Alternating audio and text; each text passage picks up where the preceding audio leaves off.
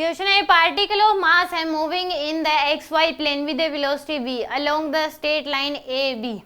If the angular momentum of the particle with respect to origin O is LA and when it is at A, जब A पे है तो इस O के about angular momentum है LA के बराबर, और जब B पे है तो एंगुलर मोमेंटम O के अबाउट है LB के बराबर।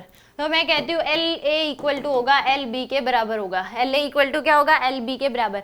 अगर कोई पार्टिकल स्ट्रेट लाइन पे मूव कर रहा है तो वो कहीं पे भी हो, किसी पोजीशन के अबाउट, उसका एंगुलर मोमेंटम हमेशा सेम ही होगा, चाहे वो यहाँ पे होता, चाहे यहाँ पे होता, चाहे यहाँ पे है, चाहे यहाँ पे है, इसके अबाउट मोमेंटम क्या रहेगा? सेम ही होगा।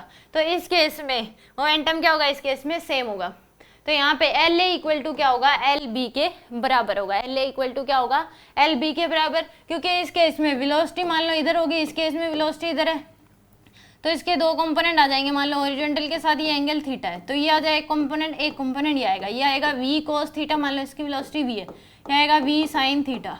तो इसकी वजह से इसके अबाउट मोमेंटम क्या हो जाएगा? लेटर जीरो, क्योंकि इसी में से पास करा है।